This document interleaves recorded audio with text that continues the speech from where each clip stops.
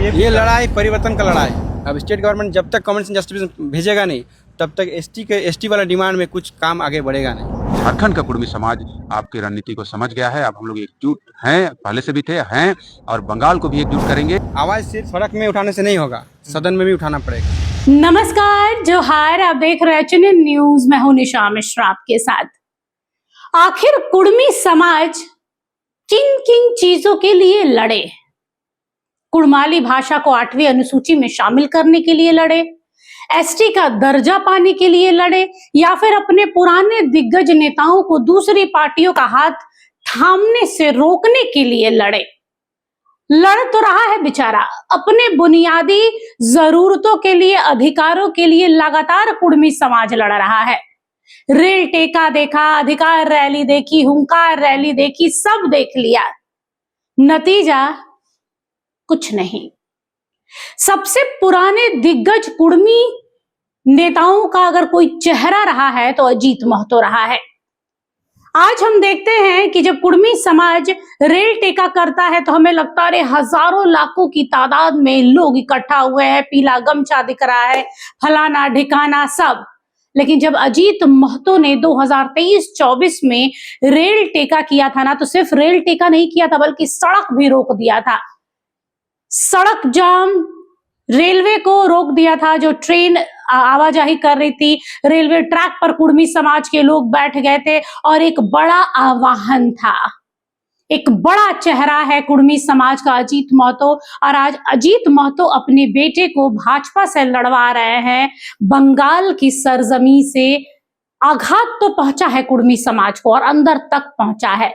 इस कदर पहुंचा है कि आज कुर्मियों के जो नेता है शीतल औहदार, वो बोलने पर मजबूर हो गए हैं कि आज आघात सिर्फ हमें नहीं, पूरे समाज को उन्होंने पहुंचाया है। आज शुरुआती दौर से अब तक आप अपने अधिकारों के लिए लड़ते रहे, भाजपा के खिलाफ खड़े होते रहे हैं। आज आप JLK, आजसू, कुर्मियों के विरुद्ध जाकर बंगाल में अपने बेटे को भाजपा में शामिल करवा देते हैं। ये कम से कम आपसे उम्मीद नहीं थी।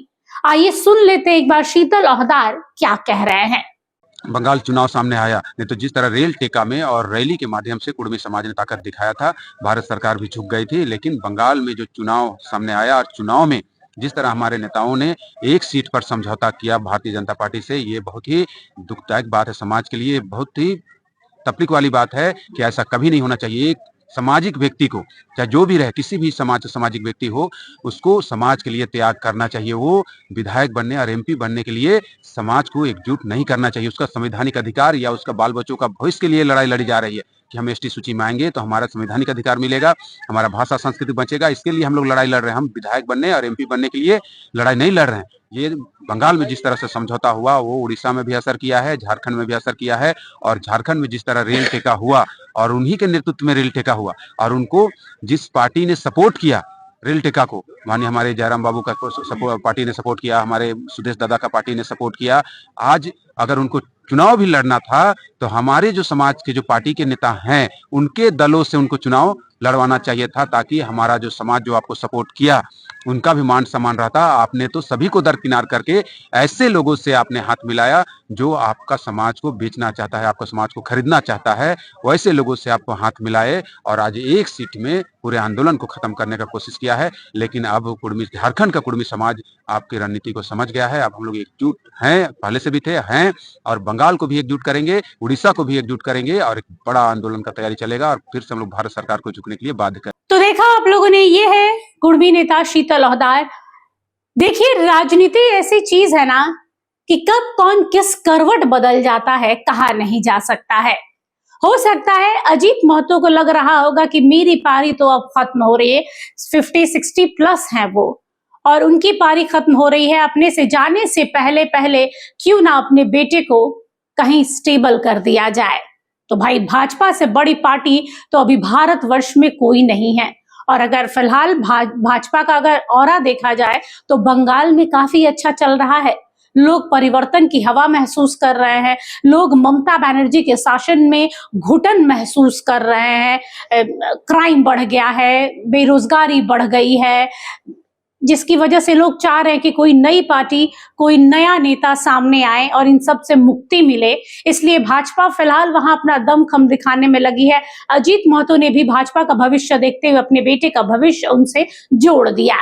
जहां उन्होंने अपने बेटे विश्वजीत महतो को भाजपा में शामिल किया, इधर पूरा का पूरा झारखंड का जो कुर्मी समाज है अजीत महतो के खिलाफ हो गया, मोर्चा खोलकर बैठ गया है कि जिस कुर्मी नेता के कह सकते हैं कि उनके छत्र छाया में आजसू सुप्रीमो हो, जयराम हो, सब पले बड़े हैं, उनसे सीखा है, उनको देखकर उनके पद चिन्हों पर चले हैं। आज उन्हें ही आप दरकिनार करके सीधे बंगाल में गए और बंगाल से ना आजसू के साइड में आए, ना जेल कैंप के साइड में आए, सीधे चले गए भाजपा में, जहां एक्सपेक्टेशन था ही नहीं। बियॉन्ड द एक्सपेक्टेशन ये हुआ है कि अजीत महतो कुर्मी समाज का नेता, सबसे बड़ा चेहरा, और अपने बेटे को उन्होंने शामिल कर दिया भाजपा में, जिसको लेकर फिलहाल काफी घमासान चल रहा है। शीतल हवदार ने तो यहां तक कह दिया है कि ना झारखंड का कुर्मी उनके साथ है और ना ही बंगाल का कुर्मी उनके साथ होगा। बता दें कि 40 लाख से अधिक संख्या वाली